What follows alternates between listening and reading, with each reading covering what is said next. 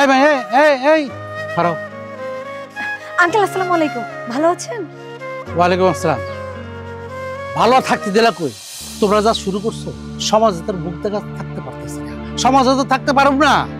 এটা একটা কথা কত, তোমাকে লাজ লজ্জা শরম কিচ্ছু নাই? আপনি কি বলছেন আমি ঠিক বুঝতে পারছি না। তা বুঝবা কেমনে? যে ধরনের আকাম কাকাম করে বেড়াইতেছে তোমার মায়ে, বুঝবা কেমনে? যাই হোক, এত কথা তোমার সঙ্গে কর দরকার নেই আমার। আচ্ছা, তোমার মায়ে আইজ বাদে কাল তোমার বিয়া দিব, তুমি একটা শেয়ার নাই না, এই সময় নিয়ে তোমার মায়ের পতি হইতে পারে, তাও 9 মাসের পতি। আমার তো সমাজে চলতে হয়, মানুষজন নিয়ে চলতে হয়, আমি মানুষের বিচার আচার করে বেড়াই। হ্যাঁ, আমার একটা মানুষ জুত আছে না? হ্যাঁ, আর আমার পোলার লগে তোমার এরকম নির্লজ্জ বেহায়া ফ্যামিলিতে বিয়া করামো না, এইটা হইতে পারে না, এটা আমি করামো না। আর শোনো, তোমার মতো মায়ারে আমার পোলার বউ করে ঘরে তুলুম না, এই কথাটা মনে রেখো। আর একটা কথা ভালো করে কান খুলে শুনে রাখো, আমার পোলার কথা তুমি ভুলা যাও, কখনো আমার পোলার দিকে চোখ তুলে তাকাইবা না, কথাটা যেন মনে থাকে।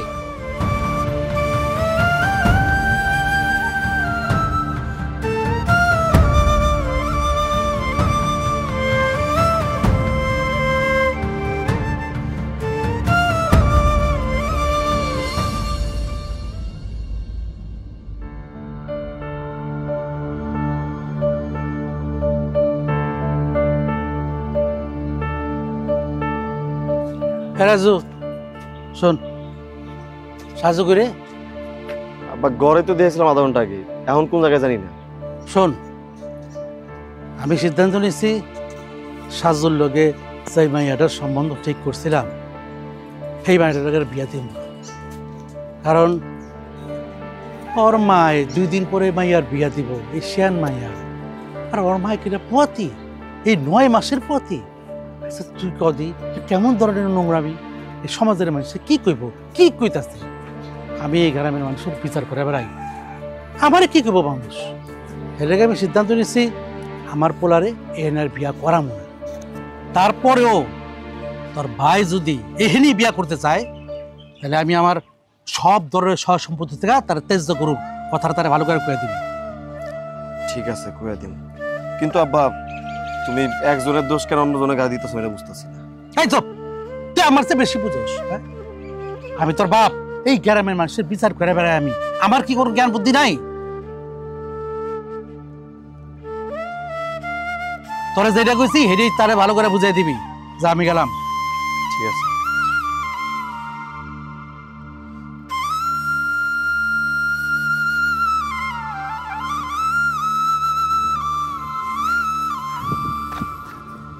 তুমি এই জায়গায়, আব্বাই তোমার পুরো গ্রাম তন্ন তন্ন খুঁজতেছে। কেন, কি হয়েছে? কি হয়েছে তুমি জানো না? আর কর কিছু আছে? কি হয়েছে বলবি তো? আমারে কইছে তোর বড় ভাইরে ভালো মতো বুঝাই দিস, যে বাসায় বিয়ে করতে চাইছে ওই বাসায় কোনো বিয়ে সাথে করতে পারবো না, কারণ কাহিনী তুই জানোসই। আমি কইলাম হ আব্বা জানি, কিন্তু দোষ তো ভাইজানেরও না, আর ভাইজান যারে পছন্দ করে হেরো না। ওর আব্বাই কইলাম এত কথা বুঝি না, ও যদি বিয়ে করে বাসায় তাহলে আমার সম্পত্তি তেজপুত্র করবো, আর তোমার এটা জানাইতে কইছে তাই জানাইতে না। ছোটবেলা থেকে আব্বা শাসনে বড় হয়েছি, আব্বা যখন যা বলছে তাই শুনছি, তার কথার অবদ্ধ কোনোদিন হয়নি, এখন পর্যন্ত হয়নি। আব্বা ডিরেক্টলি এই কথা বলতে পারলো, সে এতটুকু চিন্তা করলো না যে তাদের মনের অবস্থা কি হতে পারে।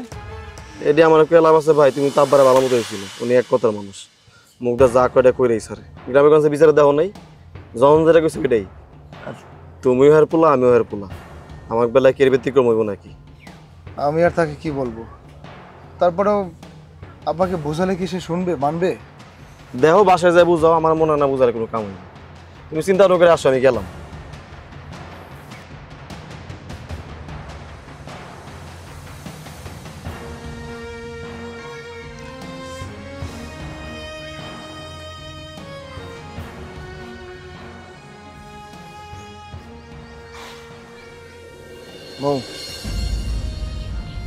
কি ব্যাপার, তুমি আমাকে এত তাড়াহুড়ো করে ফোন দিলে এখানে আসার জন্য, অথচ তুমিই লেট। দেখো, আমি তোমার সাথে সরাসরি কিছু কথা বলতে চাই। বলো। আমি আসলে তোমার সাথে সম্পর্ক রাখতে পারবো না। কিন্তু কেন? আমার আব্বার সাথে মনে তোমার দেখা হয়েছিল, তাই না? তাহলে তো আমাকে আর কিছু বলার নেই। আমার আব্বা যেহেতু তোমাকে বলছে তুমি বুঝতে পারছো আমি কি বলতে চাচ্ছি তোমাকে? কি বলছো তুমি এসব? দেখো সমস্যাটা ওখানে আমাদের পারিবারিক একটা মান সম্মানের ব্যাপার স্যাপার, যেখানে আমার আব্বা চায় না তোমার আমার সম্পর্ক হোক, তোমার আমার বিয়েটা হোক। আর আব্বা যেহেতু নিষেধ করছে, আমি আমার আব্বার কথা অমান্য করতে পারবো না। তুমি ভালো করে জানো যে আমি আমার বাবার কথা অমান্য করি না। আমি তোমাকে ডিরেক্টলি বলছি, তুমি অন্য কোথাও অন্য কাউকে পছন্দ করে বিয়ে শাদী করে ফেলো, এটাই সবচেয়ে বেশি ভালো হয়। সাজু, তুমি একজনের অন্যায় আরেকজনের ঘাড়ের উপরে কেন চাপাচ্ছ বলো? আমি তো কোনো দোষ করিনি, আমি তো তোমার সাথে সবসময় লয়াল ছিলাম। হয়তোবা আমার মা এই বয়সে এসে একটা ভুল করে ফেলেছে, সে হয়তো না বুঝে কনসেপ্ট করে ফেলেছে, কিন্তু এখানে আমার দোষটা কোথায় বলো? প্লিজ তুমি আমার সাথে এমন করো না, আমার বিষয়টা একটু বোঝার চেষ্টা করো। দেখো আমি তোমার কাছে ক্ষমা চাচ্ছি, আমি তোমাকে এর চাইতে আর বেশি কিছু বোঝাতে পারবো না। তুমি আমাকে আর কোনো প্রশ্ন করো না প্লিজ। আসি।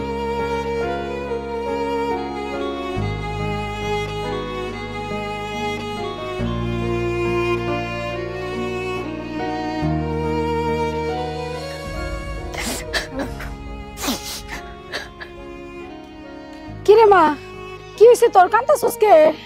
কি বলবো? হ্যাঁ, কি শুনতে চাও তুমি? তুমি কি সত্যিকার আমার মা নাকি নাকি রাস্তায় করে পাইছিলা? হ্যাঁ মা, তুমি যদি এটা কিছুদিন আগেও এরকম কিছু হইতো সেটাও মানা যাইতো। আমার বিয়ে ঠিক হয়েছে মা, আমার বিয়ে ভেঙে গেছে। তোমার জন্য আমার জীবন নষ্ট হয়ে যাচ্ছে, আমার লাইফ নষ্ট হয়ে যাচ্ছে, ধ্বংস হয়ে যাচ্ছে। তুমি এটা কিভাবে করলা? কিভাবে করতে পারলা? জবাব দাও। তুমি কি আমার মান সম্মানের কথা একবারও চিন্তা করনি? কাল বাদে পরশু আমার বিয়ে, আর এই সময় এই অবস্থায় তুমি এটা কি করলা মা? তুমি এটা কিভাবে করতে পারলা? হ্যাঁ, তুমি আমার কথা একবার চিন্তা করতে পারতা। এটা কেন করো নাই? রাস্তাঘাটে যেখানে বের হচ্ছি সবার কাছে অপমানিত হচ্ছি, এমনকি সাজুর বাবা, সাজু কেউ আমাকে অপমান করতে বাদ রাখেনি। কি ব্যাপার মা, চুপ করে আছো কেন? কথা বলো, প্রশ্নের উত্তর দাও। হ্যাঁ, এরকম একটা কাজ করার আগে তোমার চিন্তা করা উচিত ছিল। হয় তুমি নিজে বিষ খেয়ে মরে যেতা, তা নাহলে আমাকে মেরে ফেলতা।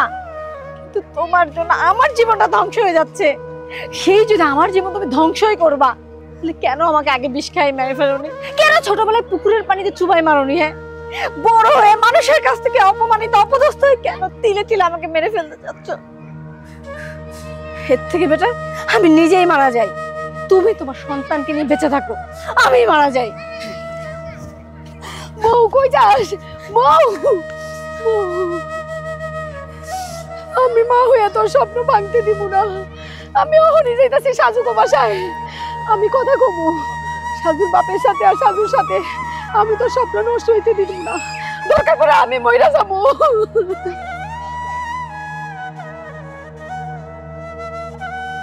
হোসেন সাহেব, হোসেন সাহেব,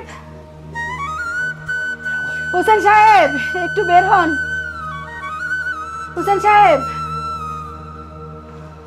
কি ব্যাপার, আপনি আমার এখানে কেন?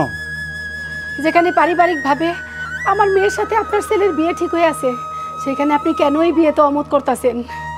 কেন ভাঙিয়ে দিতেছি আপনি বোঝেন না? আপনি জানেন না আপনি নিজেই তো একটা সমস্যা। আচ্ছা আচ্ছা, একটা কথা বলতো, এই বয়সে আইসা আপনার মেয়েটা বড় হয়ে গেছে, বিয়ে দিতেছেন, এখন কি দরকার ছিল এই বাচ্চা কাচ্চা নিয়ে? আমার তো সমাজে একটা মান সম্মান আছে, আছে না? আপনাকে না থাকতে পারে, আপনাকে লাজ লজ্জা না থাকতে পারে, আমার আছে। আমার সমাজ দিয়ে চলতে হয়, আমি সমাজের বিচার করে চলি। আর আপনি কিনা এত বড় একটু উপযুক্ত মেয়ের বিয়ে দিতেছেন, আর এখন কিনা এই পথ দিয়েছেন। ছি ছি ছি ছি ছি ছি। হোসেন সাহেব, আপনি যে কথাগুলি বললেন ঠিক আছে, কিন্তু অন্যায় করলে আমি করছি, সব দোষ আমার। আমার দোষের জন্য আপনি আমার মেয়েটারে কেন কষ্ট দিতেছেন? আপনি এই বিয়েটা ভাঙ্গা দিয়েন না, আমার মেয়েটা বাঁচবো না। যা শাস্তি দেওয়ার আপনি আমারে দেন, আমার মেয়েটার জীবনটা আপনি নষ্ট করে দিয়েন না। আমার মেয়েটা বাঁচবো না হোসেন সাহেব। শুনেন, আমার শেষ সিদ্ধান্ত, আপনার মাইয়ারে আমার ছেলের বউ করা, কোনোদিন এই ঘরের বউ করুন না। হোসেন সাহেব, আপনি আপনি দয়া করে এই বিয়েটা ভাঙ্গেন না, দয়া করে এই বিয়েটা ভাঙ্গেন না। বিয়ের পরে আমি জীবনও আমি আপনার বাড়িতে এমন না কোনোদিন এই মাইয়ার পরিচয় নিয়া আমি কমু না যে হ্যাঁ মা, আমি এই দাবি নিয়ে কোনোদিন আমি আপনার বাড়িতে আমো না। তবু আপনি আমার মেয়ের বিয়েটা ভাঙ্গা দিয়েন না। আপনি আপনি ছেলের বউ হিসাবে আমার মেয়েটারে মাইনা নেন একবার একবার। এই মহিলা, এতক্ষণ ধরে যে ভদ্র ভাষায় কইতাছি তোমার কানে যায় না, গায়ে লাগে না কথা না? বেড়ে যাবেন থেকে। হোসেন সাহেব, আমি আপনার পায়ে পড়ি, আপনি মাইনা নেন আমার মায়েরারে, মাইনা নেন, নাইলে আমার মেয়েটা বাঁচবো না। দেখেন, আমি যা কর আপনার মাইয়ারে কয়ে দিছি, আপনার মাইয়া আমার ঘরের বউ আর যোগ্য না। বাবা তুমি বাসার মধ্যে এরকম চিল্লাচিল্লি কেন করতেছো? চিল্লাচিল্লি করবো না তো কি? এই মহিলারে আমি বারবার কইতাছি যে এই মহিলার মাইয়ার কাছে আমার পোলারে বিয়া করামু না। বারবার আমার মাথা খারাপ করতেছে, এই মহিলার এখন বাড়ি থেকে বের কর। একটা মানুষ ভালো মতো কথা বলে, তোমার না মান সম্মান আছে, তুমি কেন চিল্লাইতেছো?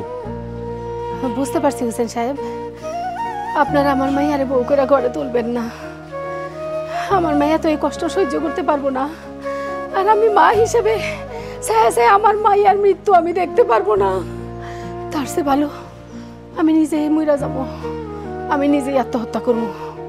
আমি এই জীবন রাখবো না, আমি এই জীবন রাখবো না, মইরা যাবো। তুমি তো মানুষ না অন্য কিছু। একটা মানুষ আত্মহত্যা করতে যেতেছে, তুমি এখানে পাথরের মতো দাঁড়ায় আছো। আশ্চর্য।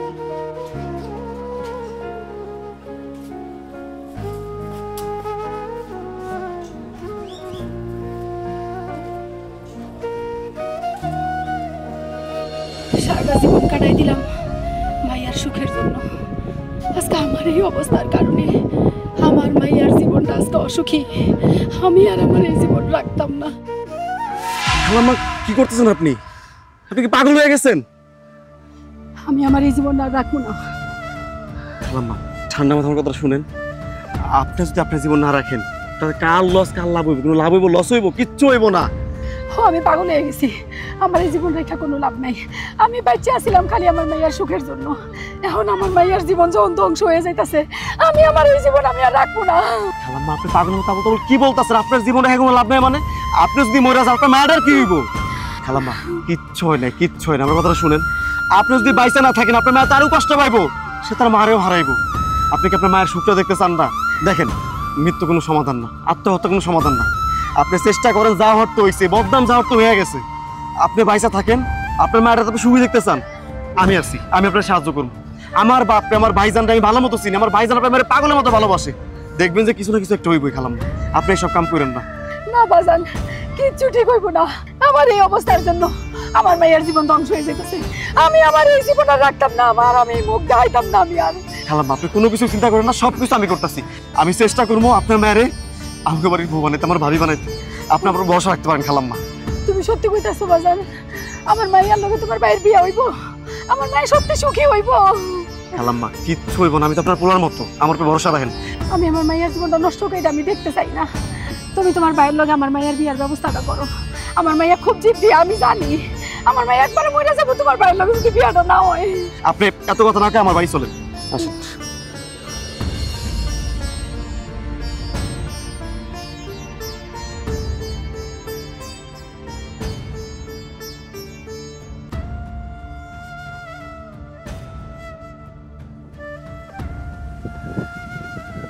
কি ব্যাপার, তুই এই মাইয়ারা নিয়ে আমার বাড়িতে?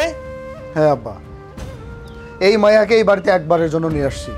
ও আর এই বাড়ি থেকে কোথাও যাবে না, এইখানে আমাদের সাথে থাকবে। মানে তুই কি কইতে চাস? তুমি জানোই তো বাবা, আমরা দুজন দুজনকে ভালোবাসি, একে অপরকে বিয়ে করতে চাই। কেউ কাউকে ছাড়া আমরা বাঁচবো না।